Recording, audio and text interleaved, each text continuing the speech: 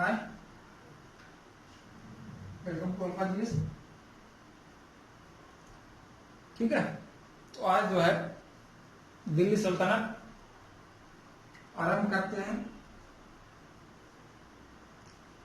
इसमें जो है मेंस के लिए कुछ इंपॉर्टेंट क्वेश्चन है, उस पर पहले हम नजर डाल लेते हैं। तो मेंस का जो इंपॉर्टेंट क्वेश्चन है काफी जरूरी है, उसी के अनुसार जो है हम क्या बोलते हैं आगे बढ़ेंगे। पहला, भारत पर अरबों के आक्रमण, भारत पर अरबों के आक्रमण का क्या प्रभाव पड़ा,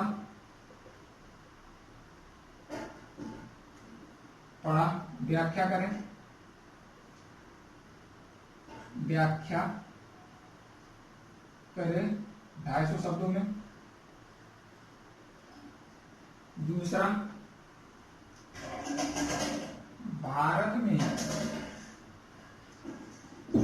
मुस्लिम आक्रमण के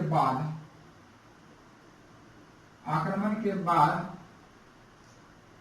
भारत की सभ्यता तथा संस्कृति पर पड़ने वाले प्रभाव की विवेचना करें।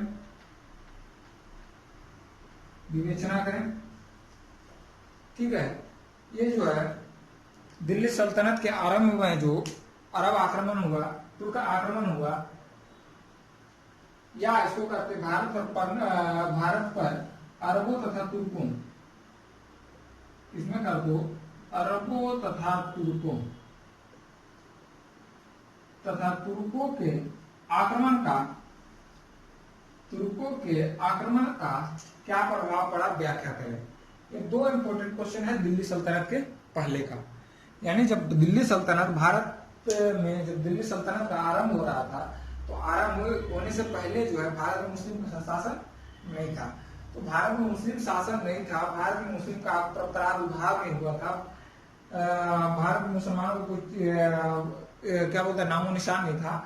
तो भारत में दिल्ली सल्तनत जो आरंभ हुआ, भारत में मुस्लिम शासन का आरंभ हुआ, भारत में मुसलमानों का आगमन के बाद दिल्ली सल्तनत का आरंभ हुआ। ठीक है, दिल्ली सल्तनत का आरंभ हुआ।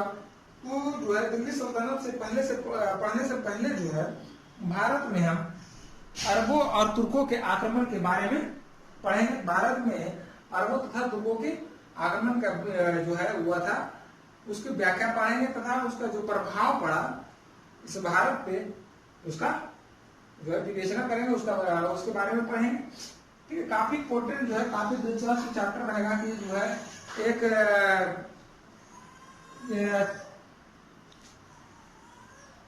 करके जो है, चलिए एक बार पुनः देख लेते हैं।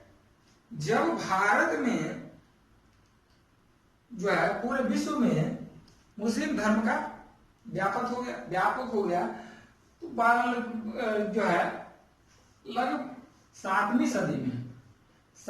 सदी में मुस्लिम धर्म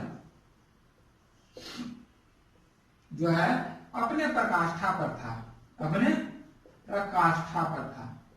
ठीक है, यानी मुस्लिम धर्म का जो है उदय तेजी से हो रहा था, मुस्लिम धर्म का जो उदय था बहुत तेजी से हो रहा था।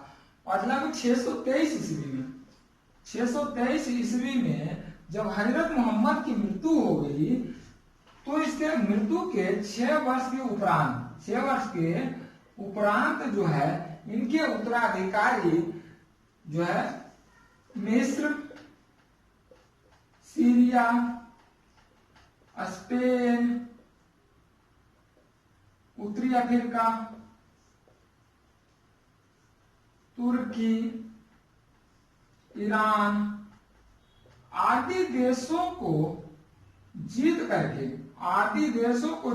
कर यहाँ जो है मुस्लिम धर्म की स्थापना की, मुस्लिम धर्म को बढ़ावा दिया। ठीक है, मुस्लिम धर्म को बढ़ावा दिया। अब जब मुस्लिम धर्म को जो है बढ़ावा दिया। उसके बाद जो है इसने अल हज्जाज अरब का जो समय शासक था, अरब का जो शासक था अरब प्रदेश का, वह था अल हज्जाज। कौन सा शासक था? अल हज्जाज नामक शासक था। अल हज्जाज, हज्जाज, अल हज्जाज नामक शासक था कहां? अरब प्रदेश में अल हज्जाज नामक शासक था। इसने सोचा कि अगर जो है भारत पर आक्रमण किया जाए, भारत पर अधिकार किया जाए, तो यहाँ मुस्लिम धर्म को मुस्लिम धर्म काफी फले फूलेगा और मुस्लिम धर्म को बढ़ावा मिलेगा। इस समय बढ़ावा मिलेगा। इस समय जो है भारत का सभ्यता, भारत जो है काफी उन्नत स्थिति में, अर्थव्यवस्था जो था काफी उन्नत था, काफी उन्नत था। दूसरा बात, अगर यह जो है अर्थव्यवस्था उन्नत होने के कारण यह जो है व्यापार भी बहुत तेजी से फैल रहा था, व्यापार भी बहुत तेजी से फैल रहा। इस दृष्टिकोण से चाहा अल हज्जाज सोचा कि अगर भारत पर आक्रमण किया जाए, अगर भारत पर आक्रमण किया जाए तो पहला होगा कि वहां से भारत से पर्याप्त मात्रा में जो है हमें धन की प्राप्ति होगी, पर्याप्त मात्रा में धन की प्राप्ति होगी। अगर प्राचीन काल में आक्रमण या अभी भी है, आक्रमण करने का मेन कारण क्या है? मेन कारण है कि धन की प्राप्ति करना, उसको लूटना। तो लूटने का कारण अल हज्जाज ने सोचा था कि अगर भारत पर हम आक्रमण करेंगे, भारत को लूटेंगे, तो हमें धन की प्राप्ति होगी, ठीक है, हमें पर्याप्त मात्रा में धन मिलेगा, जिसे हम अरब वासी को बांट देंगे और क्या है, जिससे हमारा राज्य, हमारा देश जो है काफी उन्नत होगा, हमारा देश में की अर्थव्यवस्था भी बढ़िया होगा।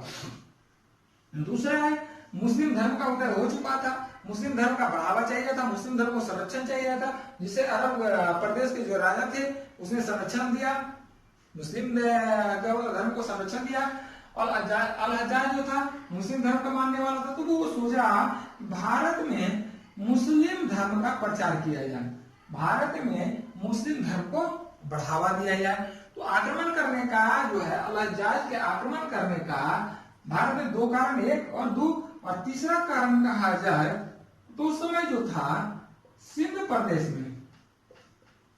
प्रदेश में देवल नामक बंदरगाह था, देवल नामक बंदरगाह था। काफी बार कोई क्वेश्चन पूछा जा चुका है कि देवल नामक बंदरगाह जो था किस प्रदेश में था? तो सल्तनत काल के आरंभ में लगभग 7वीं सदी में यह देवल नामक बंदरगाह जो है वो सिंध प्रदेश में था। तो देवल नामक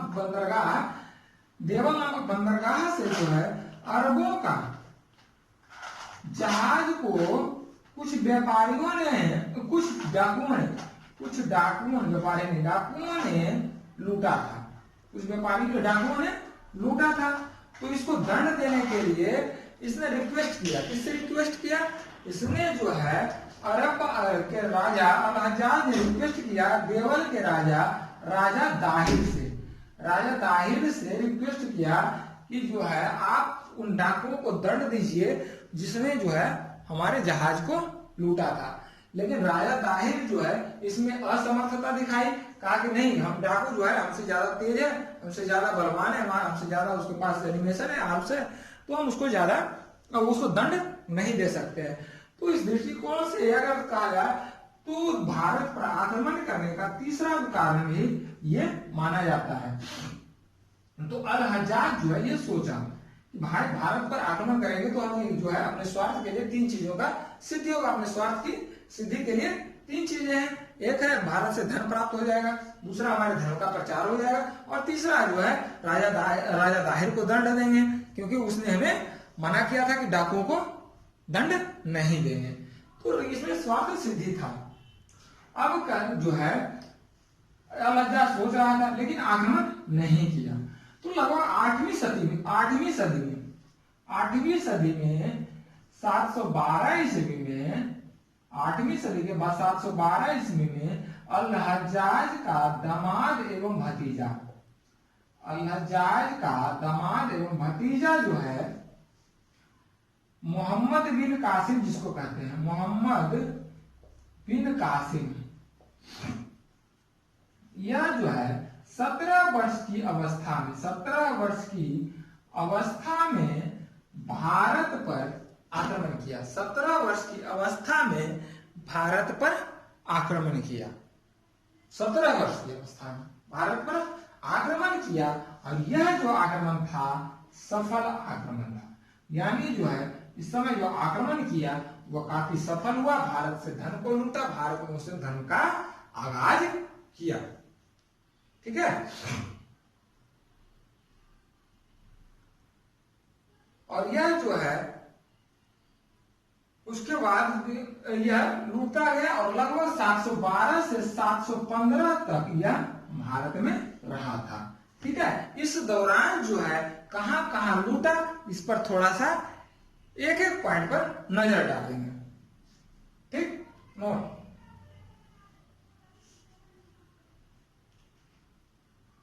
नोट करिए।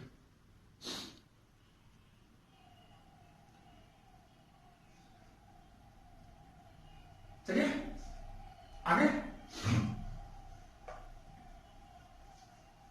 आगे आते हैं कि जो है अल-हज्जाज का दामाद और भतीजा जो था मोहम्मद बिन कासिम भारत पर कैसे आक्रमण किया। नॉर्थ उत्तर में हिमालय पहाड़, हिमालय, दक्षिण में हिंद महासागर, पूरब में बंगाल की खाड़ी और पश्चिम में अरब सागर, पश्चिम में अरब सागर। ठीक है। तो 7वीं 8वीं सदी में जो है नाव का विकास हो चुका था, लेकिन नाव का जो है विकास होने के बाद इतना उन्नत भी नहीं था कि मतलब पूरा समुद्री रास्ते पर आक्रमण किया जाए। तो इस दृष्टिकोण से अगर कहा जाए तो भारत में लगभग मध्यकालीन भारत में जो आक्रमण हुआ इसी हिस्से से हुआ। ठीक है। इसी हिस्से से, प्राचीन भारत में इसी हिस्से से हुआ था, हिंदू कुश पर्वतमाला से होकर के। तो इस हिस्से से भी जो है अरबों का आक्रमण भी इसी हिस्से से हुआ था। तो इस समय जो आकर था यह अरब सागर के आसपास का जो क्षेत्र में था वह राजा दाहिर का शासन था। राजा दाहिर का शासन था। और यह जो है राजा दाहिर का शासन में यह जो है राजा दाहिर अपने राज्य को छोटे छोटे भागों में बांट दिए थे और वहां के राज्यपाल नियुक्त कर दिए थे, यानी अपना जो है प्रतिनिधित्व नियुक्त कर दिए थे। ठीक है। तो सबसे पहले 711 ईस्वी में मोहम्मद बिन कासिम जो है देवल पर आक्रमण किया। कहां किया? देवल पर आक्रमण किया। ठीक है। देवल पर आक्रमण करने के बाद जो है राजा दाहिर ने अपने किले की रक्षा का भार अपने भतीजे पर, अपने किले की रक्षा का भार जो है अपने भतीजे पर वो सौंप करके चला गया। और जो है अपना भतीजा पर सौंप कर गया, लेकिन उसका भतीजा जो है कासिम से हार गया। और कासिम से हारने के बाद जो है 711 ईस्वी में दाहिर के देवल पर किसका अधिकार हो गया? मोहम्मद बिन कासिम का अधिकार हो गया। ठीक है। उसके बाद नेउन पर, उसके बाद जब देवल पर आक्रमण किया, फिर इसका मोहम्मद बिन कासिम का भाई बहुत हौसला बढ़ गया। एक तो हम जीत लिए, चलो दूसरा वो जीतते हैं, क्योंकि हमारा जो है विरोध करने वाला कोई है नहीं। राजा दाहिर जो था मजबूत, वो तो केसीआवर को सौंप के चला गया। अब जो है नेउन पर आक्रमण किया जाए, तो अब जो है नेउन पर आक्रमण करना चाहा। नेउन पर आक्रमण किया था। नेउन जो है वर्तमान पाकिस्तान में है और यह जो है इराक से सटे हुए हैं। नेउन पर आक्रमण किया। नेउन जो है, नेउन की रक्षा का जो दायित्व था वह राजा दाहिर जो है एक पुजारी को सौंप कर चला गया। नेउन की रक्षा, देखो राजा दाहिर देवल को अपना भतीजा पर छोड़ गया, नेउन को पुजारी के हाथों में छोड़ दिया। और वो अपने बेटे के कहने पर, बेटे के बुलाने पर यह ब्राह्मणवाद चला गया। जब उसका पुजारी था, पुजारी को हरा करके पूरे पुजारी जो है, पुजारी पूजा करने वाला वो कहाँ लड़ेगा? तो इसने जो कासिम को स्वागत किया, कासिम को स्वागत किया और जो बिना लड़े ही नेउन उसके कब्जे में आ गया। ठीक है, नेउन पर आक्रमण किया, नेउन पर अधिकार कर लिया। अब जो है नेउन के बाद कासिम ने सेहवान पर बढ़ा, सेहवान, यहां है सेहवान, सेहवान पर आक्रमण किया, सेहवान पर आक्रमण किया। और सेहवान उस समय जो शासक था सेहवान का मजरा, सेहवान अलग था, ये राजा दाहिर के अंदर में नहीं था। यहाँ का जो शासक था माजरा, माजरा को हरा करके वह कहा आक्रमण किया, सेहवान पर जो है सेहवान पर अधिकार कर लिया। ठीक है, उसके बाद जो है इसी तरह रावर पर विजय प्राप्त किया, रावर पर विजय प्राप्त कर लिया। क्या उसके बाद जो है रावर पर विजय प्राप्त करने के बाद जो है शीशम पर जो है जाटों का अधिकार था, शीशम पर भी अधिकार कर लिया। क्योंकि इसमें जो है छोटे जो है पूरे बटे हुए थे, कबीले में बटे हुए थे, जो एक संघ जो है एक साथ इकट्ठा होकर के, एक साथ जो है संगठित होकर के अगर इसको कासिम का विरोध करते तो शायद जो है कासिम हार जाता। लेकिन छोटे छोटे अगर बटे हुए थे, अव्यवस्थित ढंग से बटे हुए थे, छोटे छोटे राजाओं से लड़ रहा था, अकेले अकेले लड़ रहा था, तब तक वह जो है मोहम्मद बिन कासिम को हरा नहीं सका। ठीक है, उसके बाद जो है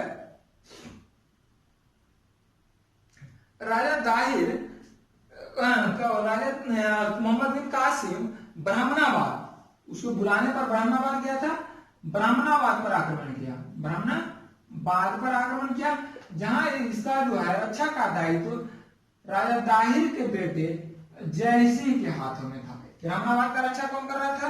राजा जयसिंह का था। यह जो है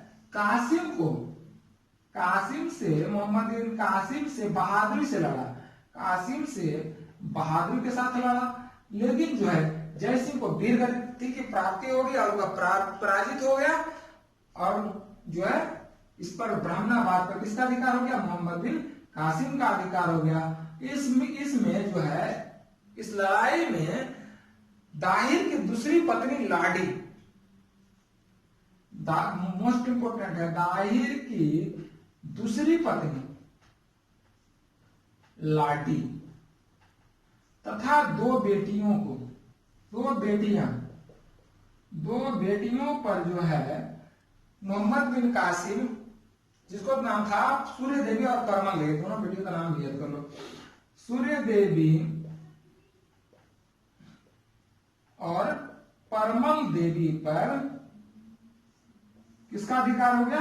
कासिम का अधिकार हो गया। यानी मोहम्मद कासिम जो है लाडी देवी और उसकी दो बेटी परमल देवी और सूर्य देवी पर अधिकार कर लिया, यानी अपने कब्जे में रखाए बना लिया, सब बस हिसाब शब्दों में। ठीक है, उसके बाद जो है आलोर क्या बोलता है, मुल्तान पहुंचा।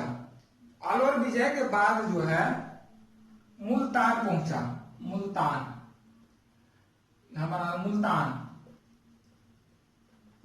पहुंचा। मुल्तान में जो है किसका साल, मुल्तान जब पहुंचा तो यह जो है यहाँ विश्वास घाती था। जितना भी हुआ अगर विजयी तो विश्वास घाती के कारण ही प्रतिपक्षी जो है विजयी हुआ था। मुल्तान में विश्वास घाती और आंतरिक कलह के कारण जो है मुल्तान पर इसका अधिकार हो गया, कासिम का अधिकार हो गया। और इस मुल्तान से इसे इतना धन मिला कि इसने मुल्तान का नाम जो है स्वर्ण नगरी रख दिया था, स्वर्ण नगरी रख दिया। ठीक है, इस तरह से जो है पूरे एरिया में मोहम्मद बिन कासिम अपना अधिकार जमा लिया। मोहम्मद बिन कासिम ने पूरे भारत को, उत्तर भारत को रौंद डाला, पूरे उत्तर भारत को लूटा। ठीक है, 715 ईस्वी में जो है खलीफा की मृत्यु के बाद उपरांत खलीफा की मृत्यु के बाद जो है यह वापस उसको जो है अल-हज्जाज वापस बुलाया और 714 में जो है इसकी मृत्यु हो गई थी, अल-हज्जाज की मृत्यु हुई। इन दोनों की मृत्यु को लेकर के मोहम्मद बिन कासिम जो है वापस अरब चला गया, ठीक है। और इस तरह से भारत में अरबों का आक्रमण जो है काफी सफल रहा।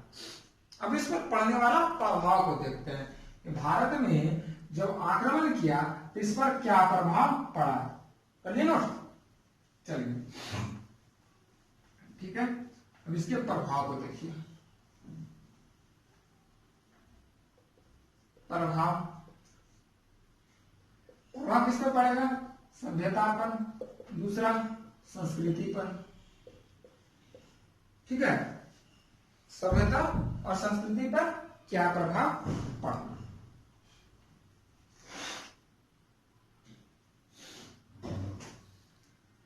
अरबों के आक्रमण से पूर्व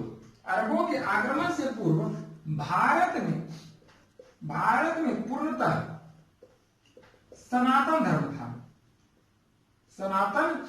धर्म था, ठीक है। भारत में पूर्णतः सनातन धर्म के मानने वाले के लोग थे, लेकिन जब 712 ईस्वी में अरब आक्रमण किया, 712 में जब कासिम आक्रमण किया तो भारत में एक नवीन धर्म का उदय हुआ। उसका क्या नाम था, मुस्लिम धर्म। भारत में एक नवीन धर्म का उदय हुआ जिसे मुस्लिम धर्म के नाम से जाने, और मुस्लिम धर्म जो है भारत में व्यापक रूप से व्यापक हुआ और भारत में मुस्लिम क्षेत्र बढ़ता गया और लोग जो है इसे अपनाने लगे, लोग इसे आसानी से अपनाने लगे। सबसे इंपॉर्टेंट है यह जो है मोहम्मद बिन कासिम जो आक्रमण किया था, तो यह जो है हिंदू धर्म के प्रति सहिष्णुता की भावना अपनाया। यानी जो है यह लूटने के क्रम में ना तो मंदिर को तोड़ा, ना ही मूर्तियों को तोड़ा, और ना ही जो है किसी भी हिंदू को जबरदस्ती मुस्लिम धर्म मानने के लिए बाध्य किया। सबसे महत्वपूर्ण यह जो है हिंदू धर्म के प्रति सहिष्णुता का जो है परिचय दिया, राइट।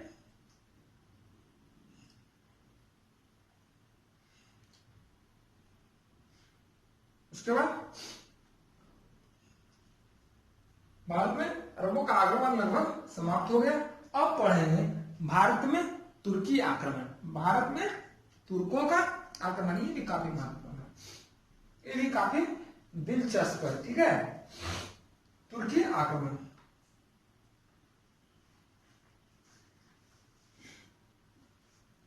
वन मिनट है।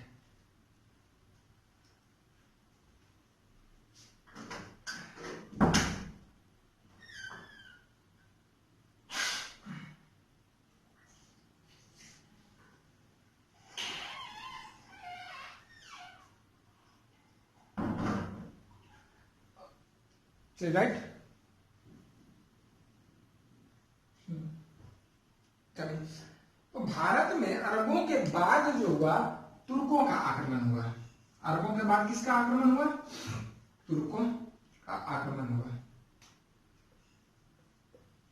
तुर्कों आक्रमण, ठीक है। तुर्क जो है काफी, तुर्क आक्रमण जो है भारत में काफी महत्वपूर्ण होता है, क्योंकि जो है अरब के समय में उतना मुस्लिम धर्म व्यापक नहीं हुआ, उतना मुस्लिम धर्म फैला नहीं जितना कि तुर्कों के समय, क्योंकि यह जो है तुर्क बर्बरता से, यानी बहुत मतलब असहिष्णुता अपना करके यह जो मुस्लिम धर्म को बढ़ाया, ठीक है। तो तुर्क जानते हैं, तुर्क जो था अरब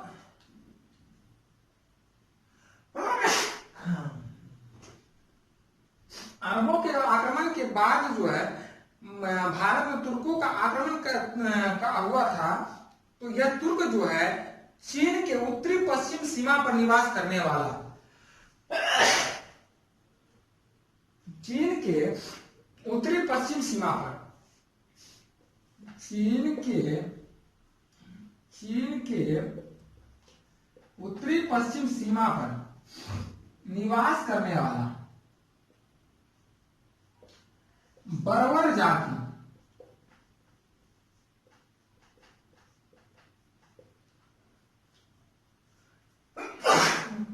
बर्बर एवं अब असभ्य जाति का, बर्बर एवं असभ्य जाति का, जो पढ़ा लिखा नहीं हो असभ्य, इसको सभ्यता से कोई असभ्य जाति का था।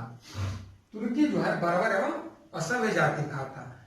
यह जो है इसका उद्देश्य सिर्फ एक ही उद्देश्य था, विशाल मुस्लिम साम्राज्य, विशाल मुस्लिम साम्राज्य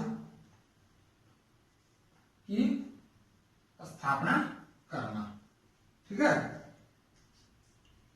विशाल मुस्लिम साम्राज्य की स्थापना करना। ठीक है,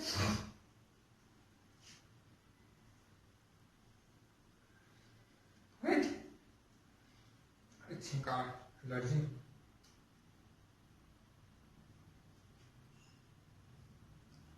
तो जो है तुर्क में अल्पतगीन,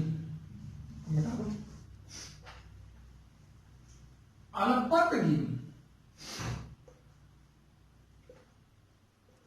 नामक तुर्की सरदार जो था, तुर्की सरदार गजनी को स्वतंत्र घोषित किया, गजनी को स्वतंत्र घोषित किया। आक्रमण करने से पहले इसका थोड़ा सा बैकग्राउंड देख लेते हैं। ठीक है, घोषित किया, गजनी को घोषित किया। और 977 में 977 ईस्वी में जो है इसका दामाद, अल्पतगीन का दामाद सुबुक्तगीन ने गजनी पर अधिकार कर लिया, गजनी पर अधिकार कर लिया। और इसी का बेटा, सुबुक्तगीन का बेटा जो था, कौन था पता? मोहम्मद गजनवी, राइट। मोहम्मद गजनवी जो था इसका बेटा था। ठीक है, तो पहले सुबुक्तगीन के देखते हैं। 977 ईस्वी में सुबुक्तगीन ने जो है गजनी पर अधिकार कर लिया। ठीक है, गजनी पर अधिकार करने के बाद जो है यह भारत पर आक्रमण किया, भारत पर आक्रमण किया। इस तरह से भारत पर आक्रमण करने वाला प्रथम तुर्की कौन सा हुआ? सुबुक्तगीन हुआ। भारत पर आक्रमण करने वाला प्रथम तुर्की मुसलमान कौन सा था? सुबुक्तगीन था। ठीक है, राइट। चलिए भी तो थोड़ा सा है, तो इसके पहले बता देते हैं सुबुक्तगीन जो है हिंदू, उस समय जब वहां का राजा जो था गजनी का सुबुक्तगीन था, तो भारत में हिंदू शाही राजवंश का शासक था, हिंदू शाही राजवंश का शासक था हिंदू शाही राजा जयपाल। जयपाल जो है आक्रमण की आशंका के देख करके, आक्रमण आशंका लगता है कि हमारे राज्य पर जो है यह मुसलमान, यह मुस्लिम तुर्क, तो यह तुर्क जो है आक्रमण कर देगा।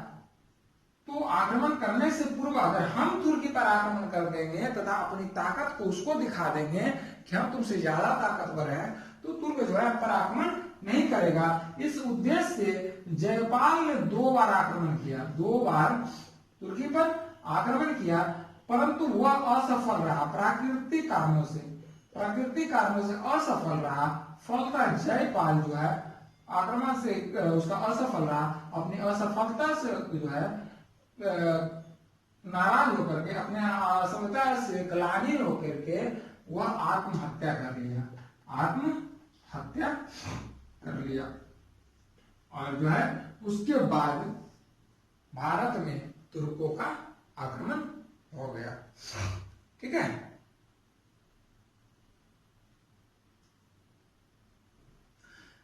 सुबुक्तगीन के मृत्यु के बाद सुबुक्तगीन के मृत्यु के बाद जो है उसका बेटा मोहम्मद गजनवी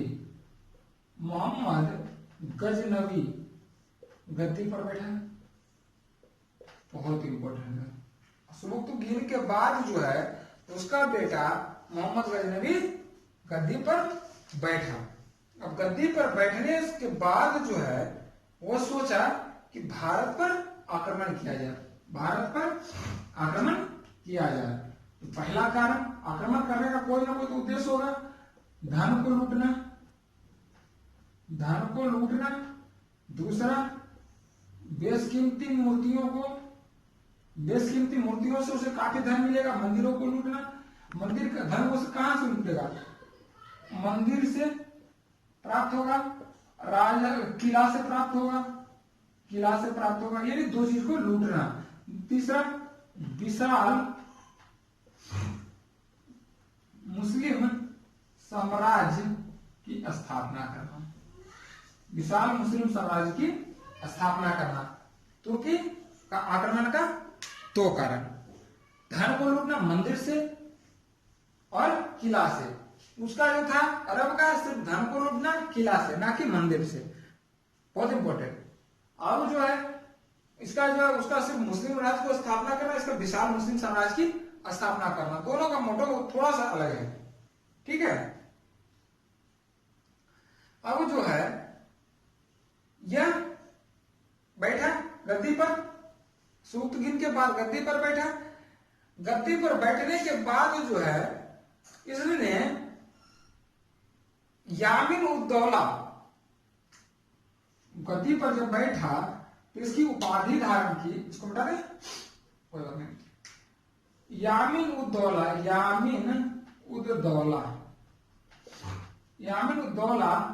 की उपाधि धारण की, उपाधि। और इसका बगदाद के खलीफा से एक और उपाधि लिया था, उसका नाम था अमीन ए मिल्लाह।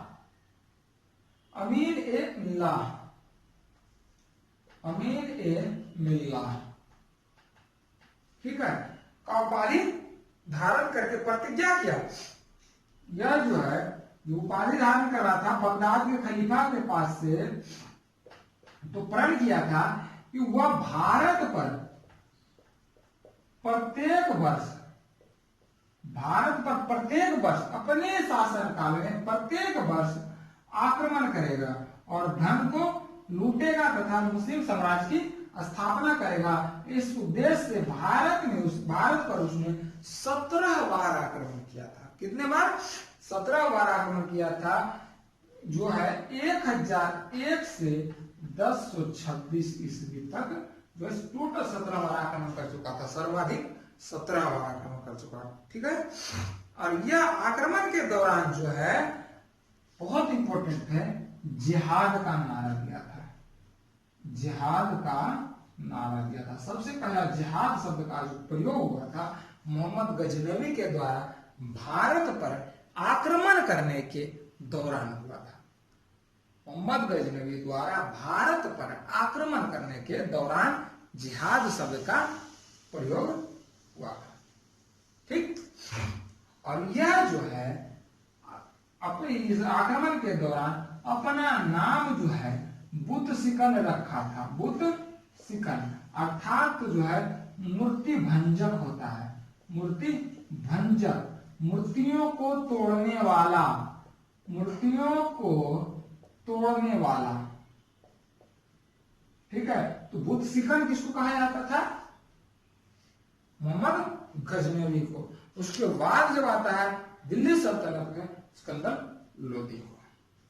ठीक है, राइट। अब जो है इसके आक्रमण का जो है कुछ देख लेंगे कहां कहां इसने आक्रमण किया। 17 बार, राइट।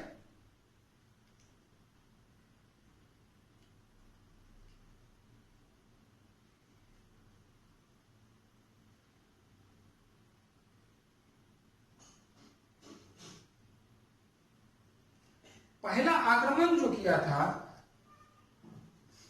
1001 में किया था।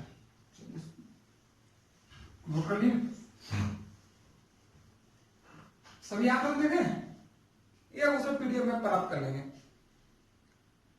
आक्रमण जो है इसका पीडीएफ में प्राप्त कर लेंगे। इसका प्रभाव देख लेते हैं,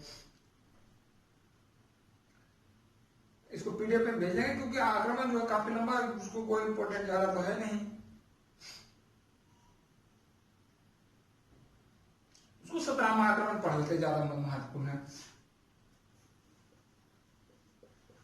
17वां आक्रमण जो था 1027 में सोमनाथ मंदिर पर था। सोमनाथ मंदिर पर था। यह जो है वहां के साथ वहां के मंदिर को बुरी तरह से लूटा और वहां के मंदिर की मूर्ति जो था, मूर्ति को तोड़ा, मूर्ति को तोड़ा। सोमनाथ पर आक्रमण करके वहां के धन को बहुत सारा धन मिला। सर्वाधिक अगर कहा जाए कि इसको जो है पूरे आक्रमण काल में 17वां आक्रमण काल किया, और तो सर्वाधिक जो संपत्ति प्राप्त हुआ, सर्वाधिक धन प्राप्त हुआ, वो सोमनाथ मंदिर पर आक्रमण करने के बाद प्राप्त हुआ। ठीक है, यह जो है अपने साथ अब इसकी चर्चा कहां मिलता है कि भारत पर आक्रमण के 17वां, तो इसके साथ आया था एक लेखक अल-बरूनी। इसने अपनी किताबुल हिंद, तहकीके हिंद और या किताबुल हिंद में इसकी चर्चा करता है। तहकीके हिंद, इसके साथ एक और आया था उत्तवी आया था, बैहाकी आया था। यह जो है अपने अपने पुस्तकों में इसकी चर्चा करता है। ठीक है, तो इस तरह से भारत में तुर्की का आक्रमण जो है, प्रथम आक्रमण इसके द्वारा मोहम्मद गजनवी के द्वारा समाप्त हुआ। उसके बाद जब आता है भारत पर गौरी का आक्रमण, मोहम्मद गौरी का आक्रमण, ये भी काफी इंपॉर्टेंट है, क्योंकि इसके बाद जो है ये दिल्ली सल्तनत का आरंभ हुआ। मोहम्मद गौरी का आक्रमण, मोहम्मद गौरी ये भी तुर्की था, मोहम्मद ये भी गजनी का था, मोहम्मद गौरी गजनी का ही था। मोहम्मद गौरी का आक्रमण जो है काफी इंपॉर्टेंट रखता है। यह जो था ससवनी वंश का था, ससवनी वंश। मोहम्मद गौरी जो था ससवनी वंश का तुर्की सरदार था। यह जो है प्रथम बार आक्रमण जब किया था तो उस समय 1175 यानी 1175 में उसने प्रथम बार आक्रमण किया, जो मुल्तान के विरुद्ध था। मुल्तान के विरुद्ध था, याद रखिएगा, मुल्तान स्वर्ण नगरी, जहां कासिम को सर्वाधिक धन की प्राप्ति हुई थी और सर्वाधिक धन की प्राप्ति हुई थी। दूसरा आक्रमण जो था 1178 ईस्वी में गुजरात पर था। 1178 ईस्वी में गुजरात पर था। यहाँ के शासक जो थे, यहाँ जो था सोलंकी वंश का शासक था। इसका था सोलंकी वंश का शासक था, और वहां के राजा जो थे भीमद्वितीय। जब यह गुजरात पर आक्रमण किया तो सोलंकी वंश के राजा भीमद्वितीय ने गौरी को बुरी तरह से हराया, जो गौरी की प्रथम हार थी। बहुत इंपॉर्टेंट है। ठीक है, फिर भी गौरी ने माना, हार गए तो क्या हुआ। उसके बाद गौरी ने 1179 से 86 ईस्वी में 1179 से 86 ईस्वी पंजाब पर आक्रमण किया, और पंजाब पर आक्रमण करके पंजाब पर अधिकार कर लिया। 1189 में पेशावर पर आक्रमण किया। पेशावर पर 1185 में सियालकोट को जीता। इस तरह से पूरे पंजाब को उसने जीत लिया। ठीक है, उसके बाद जो है 1191 में अजमेर पर आक्रमण किया। काफी इंपोर्टेंट है। अजमेर पर आक्रमण करने के बाद जो है अजमेर के शासक राजा कौन थे? पृथ्वीराज चौहान थे। पृथ्वीराज चौहान थे जो है 1191 में तराइन के प्रथम युद्ध में गोरी को बुरी तरह से हराए। बट 1192 में चौहान को गोरी हरा दिया, क्योंकि जो है कुछ विश्वासघातियों ने गौरी के साथ विश्वासघात किया और तराइन के द्वितीय युद्ध में पृथ्वीराज चौहान की मृत्यु हो गई और उसकी हत्या कर दी। इसका जो था जयचंद, इसका जो विश्वासघाती था जयचंद वह जो था कन्नौज का शासन था। कहां का था? कन्नौज का शासक था। ठीक है, कन्नौज का शासक था। राइट, ये जो है कन्नौज जयचंद जो है इनके साथ विश्वासघात किया।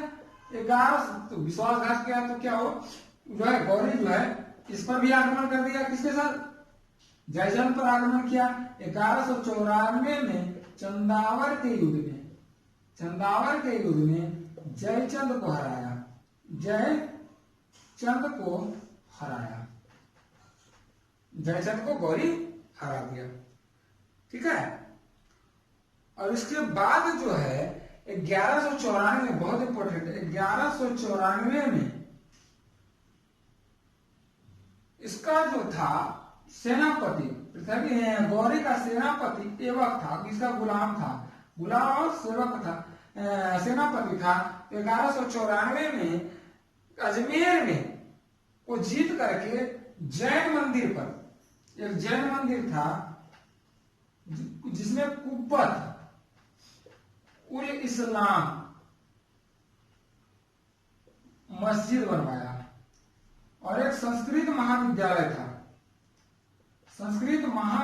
था जहां उसने बनाया 2.5 दिन का झोपड़ा। कौन बनाया? कुतुबुद्दीन ऐबक, जो उसका सेनापति था। ठीक है, इसी को जब वापस जो है गौरी जा रहा था तो 1205 में वापस जब गया तो गौरी ने ऐबक को अपने सारे जीते हुए प्रदेश का गवर्नर बना दिया और वह वापस क्या होता है जाने लगा अपने गजनी। तो इसी रास्ते में 1205 में ही उसको रास्ते में खोखरों के द्वारा हत्या कर दिया। इस तरह से जो है भारत में मुस्लिमों का आगमन हुआ और मुस्लिम साम्राज्य का विस्तार भारत में हो गया। ठीक है।